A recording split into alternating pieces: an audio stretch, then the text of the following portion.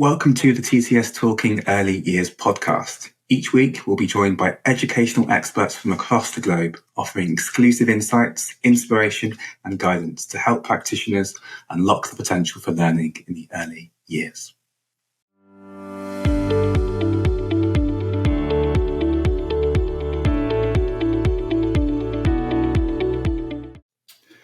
Hello, my name is Shaddai Tembo, your host for this week's TTS Talking Early Years podcast. I'm a lecturer in early childhood studies at Bath Spa University and an associate lecturer at the Open University. I'm a trustee for the Fatherhood Institute and also an independent writer and speaker for critical early years. Now, throughout this series, we'll be exploring representation in the early years, inspiring you with guidance on ways to be more inclusive in your practice. And I am delighted to introduce Kerry Murphy as today's guest. To round up our fourth and final episode, I wanted to touch on the topic of wellbeing. Now, how can we better support children, Kerry, to foster that positive sense of self, but also celebrate each other's differences too? So that obviously this is a really big area. It's something that comes up a lot. And when we were talking in the last couple of episodes around parents as well, I think that's a big question that comes up from parents is when I am disclosing to my child that they are, X, Y, or Z, how do I help them to develop a positive self-identity? Because again, they are going to be exposed to a lot of that deficit messaging.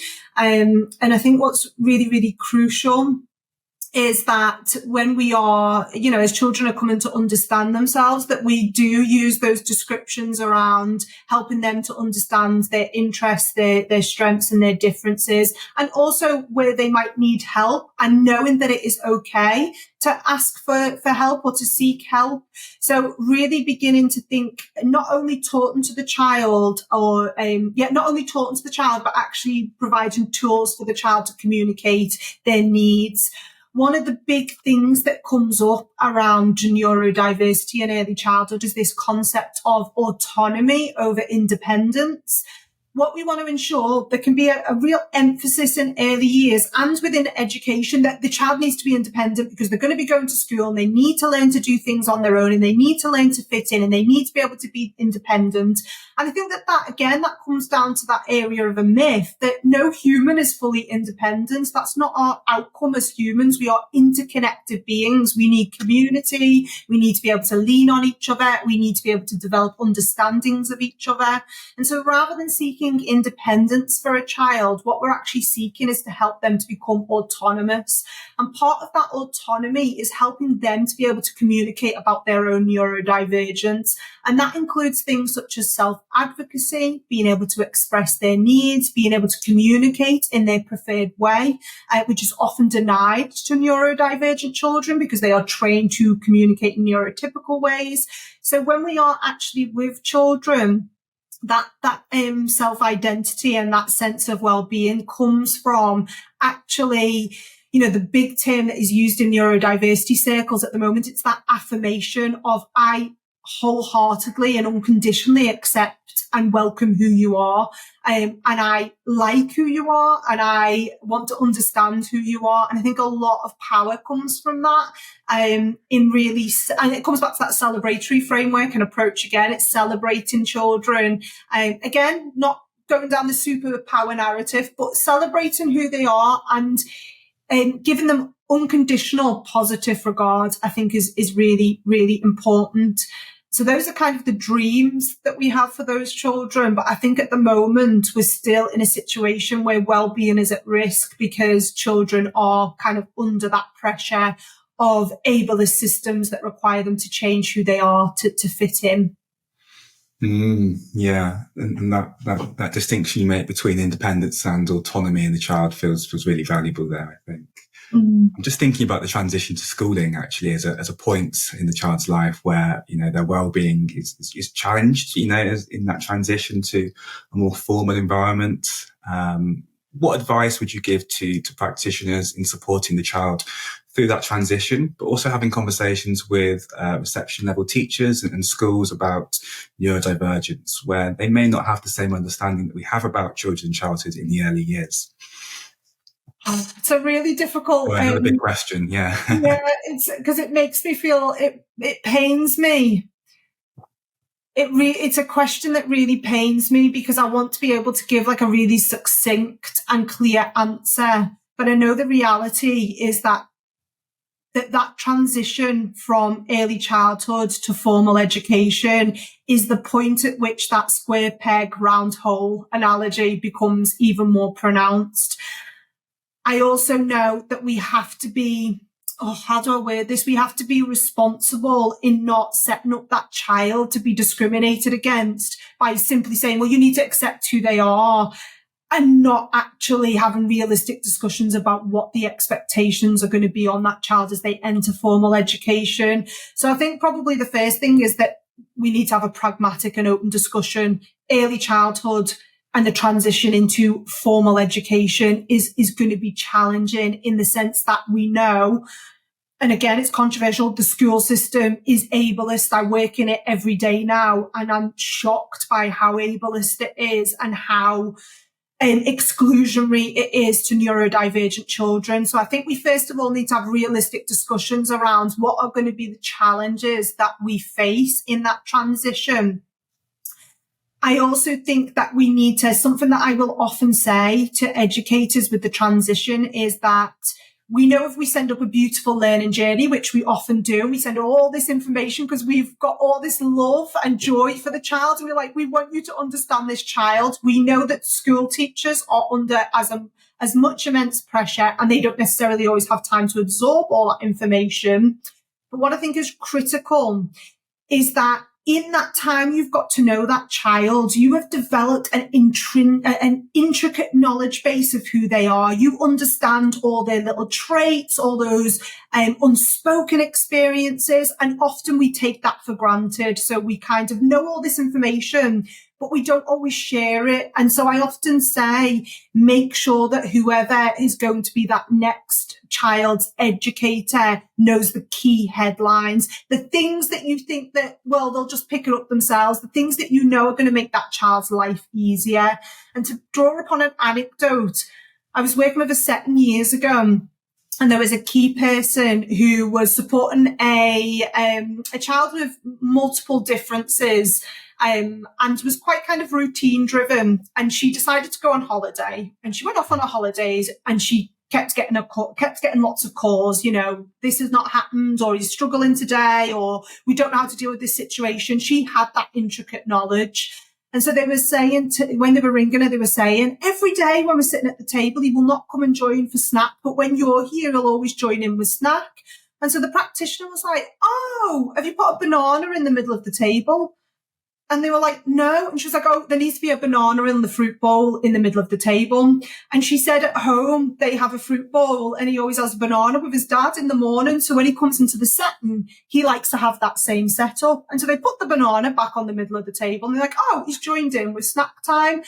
And I always draw upon that example because it's so trivial. But the power of actually there's things that we know about children that we don't even realize is really important. And when that child transitions to a new and unfamiliar space, we can sometimes take for granted that, oh, that will just be picked up, but actually sharing those things that are going to make not only the child's life easier, but also the next teacher's life easier as well, to go, oh, actually, I know that this child needs X, Y, Z to feel settled. So I think, you know, we know they're not going to necessarily read the full bulk of information, but think of 10 headlines that you think this, and make sure that they are well-being focused as well. These 10 things or even 5 things are the 5 things that that child needs every day to feel a sense of safety, a sense of security. And then also including any responses around co-regulation. So what actually helps, what works. And I think sometimes we focus so much on what learning has happened, what academic stuff's happened, but we need to really be focusing on what is going to give that child a sense of grounding in that new and unfamiliar space, particularly as there are those additional things that we need to think about. So like the sensory environment and how the child is going to perceive that space as well. So knowing that particular smells might be a trigger or particular noises, giving that information is so, so important and can make the world of difference. Again, you're holding space for that child's inner experiences and you're putting them out into the world so other people can respond appropriately. Yeah, absolutely. So giving the teachers those headlines is pretty fundamental and can set up that child in a really positive way as they go on into their schooling environments. I guess it's not just teachers that can perpetuate deficit models and, neurotypical ways of being. It's other children themselves, of course. So I'm thinking about those ways in which practitioners might be supported to have conversations with all children about difference in the early years. So, I often say to people, we often think about early intervention as targeting the child who is considered delayed or deficit. But I think early intervention is actually often more relevant with the neurotypical children. So when we're planning our, and I don't tend to use intervention language, but when we're planning our support or when we're planning our general curriculum experiences, neurodiversity needs to factor into that. No child is too young to learn about difference because they are acutely aware of it. They will point it out. They will speak about it. They are open to it. And so teaching neurodiversity from the get-go is really important. And to do that, there is actually a project. It's called the LEANS project, Learning About Neurodiversity in Schools. It is, I forget the name of the person who's leading on the project. It is schools based, but it can be easily adapted to nursery and obviously then be used in schools as well. And it is all about teaching children about difference. And I think it's about developing confidence in having conversations with children and experiences with children where you, I don't want to use the word normalize, but essentially normalize difference. So actually, the way Bobby communicates is, I had a situation with a child who they liked to touch. So they would go over to children, they would touch their face. And so the child was trying to let the other child know, I want to communicate with you. And so having a conversation with the other child to say, we can address that you might not like to be touched on the face, but just to let you know that's Bobby's way of letting you know that he wants to communicate with you. So could he touch you on the hand maybe, or could he give you a toy? And so actually helping children to understand that children communicate differently. There's also another really phenomenal resource by, Tara Vance, who is the founder of Neuroclastic, which is a website predominantly about autism, but again spans other neurodivergent profiles. And they produce something called Neuro-Inclusive Stories. It's a take on social stories, but the difference is it's about teaching all children. So they have one, for example, about stimming. They have one about everybody's welcome here. And so within your circle times, it might be that rather than do a traditional story, you might introduce a neuro-inclusive story. You can also make your own. And it's about teaching children about neurodivergent differences so that those children develop a better understanding of those, which then increases, community cohesion amongst your peers as well. Yeah, absolutely. There's some fantastic resources there. I guess there needs to be a way in which these resources are used on a daily basis that, of course, isn't tokenistic. And that can be an issue with a number of different, with challenging discrimination in a number of different ways, thinking about anti-racism and more gender-inclusive pedagogies, but particularly with supporting or challenging ableism and, supporting neurodiversity. There's a real need to challenge tokenistic methods there, isn't there? I think there is, but and again, I don't know if it aligns with some of the work around anti-racism as well. But sometimes I feel like the tokenism argument is used as an excuse not to do it at all. So it's like, well, it's tokenistic, so we won't bother at all. And it's like, well, no, sometimes you've got to go through the tokenism into the embeddedness of the practice. And so I've been in situations where I've suggested something and there has been that little bit of a response of, well, it feels too isolated to what I do every day. So why would I introduce it? And it's like, well, play around with it. So yeah, I absolutely think that tokenism is a massive, massive issue, but it shouldn't deter us. And I think sometimes in that journey, tokenism is almost kind of the starting or the first stepping stone. It's about stepping beyond the tokenism after that. That's kind of the way that I have conceptualized it for myself. But whether that is the right conceptualization, I'm not sure. No, I would absolutely agree with that. And I think one way in which we see tokenism in practice is, practitioners might provide neurodivergent books that feature characters with differing abilities, but if they're not used and engaged with on the same way as the traditional books, if they're on the shelf but not really touched, or if there's a few posters around the setting but no more work has been done on a longer term, I think that can be tokenistic. And really I'm talking about the need for long-term embedded change throughout the setting. Yeah, and I think that comes back to it's around your professional development. So, I definitely agree. And I've seen that situation as well, where I've gone in the setting, I've gone, we've got loads of books on disability or inclusion. And then you've read those books. I picked up one recently that was, Timmy is suffering from autism. You're like, that's not neurodiversity affirming. But to them, it was like, it's a book about a child with autism. And it's like, well, yeah, but it's said that the child is suffering from autism. So I think it's about auditing your resources as well and actually thinking, are they neurodiversity affirming or are they actually perpetuating some of those tropes and stereotypes? And it is about that longer term commitment to professional development, which I know, again, is a real difficulty in early years because of access.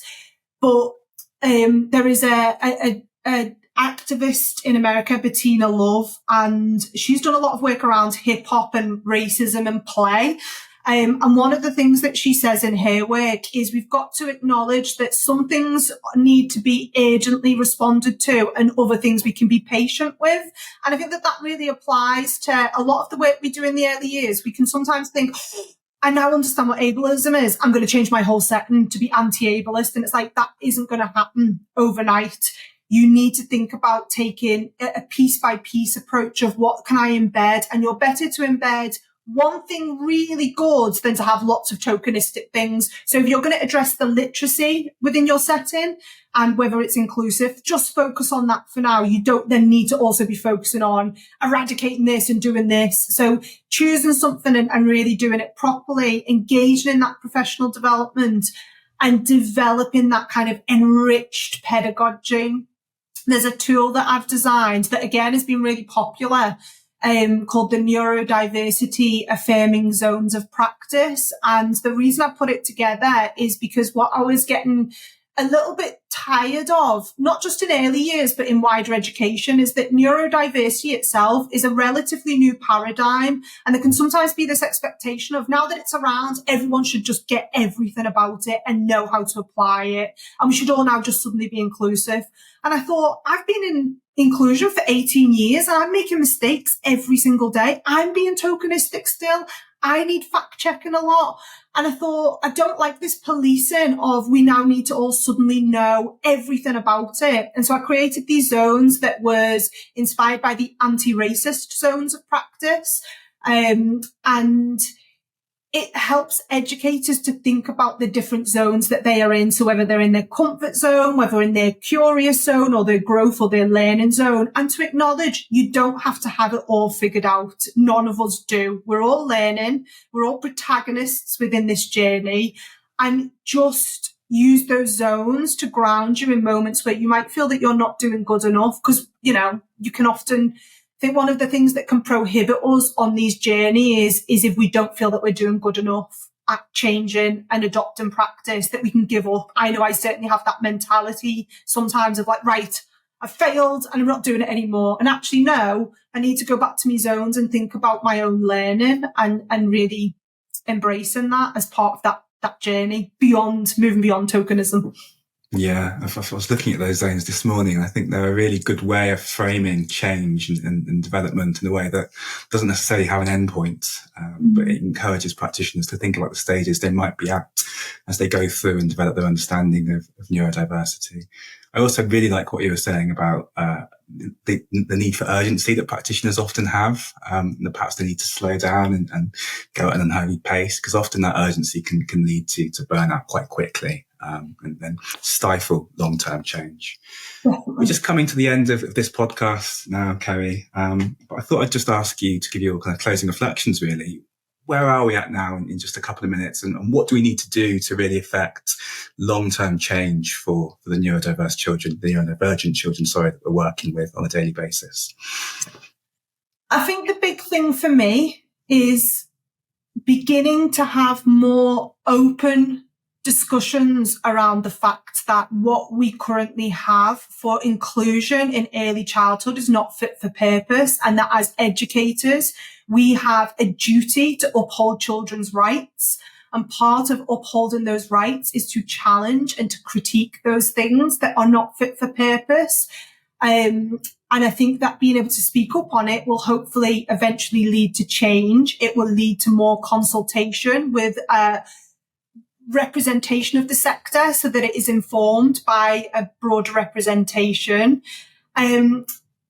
So I think that's my big one is that we need to be able to challenge.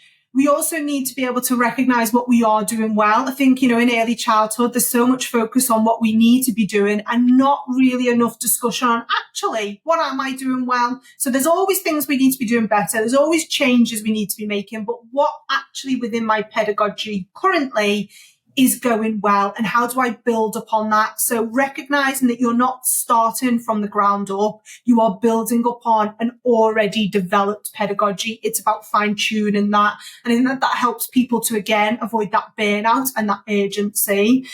And I think the big one, listen to neurodivergent people. There is insight there that's not being used.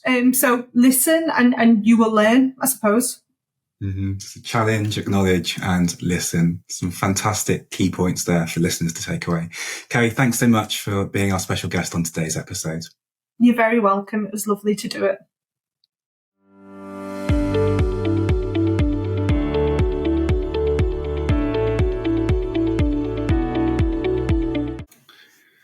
I would like to say a huge thank you to our guest, Kerry, for joining us and providing such valuable insights. You've been listening to the TTS Talking Early Years podcast with me, Shaddai Tembo, and Kerry Murphy. If you've been inspired by our conversation today, don't forget you can sign up via the link in the episode notes to be the first to hear about future episodes and access exclusive follow-up content, including ideas for your settings and links to relevant resources.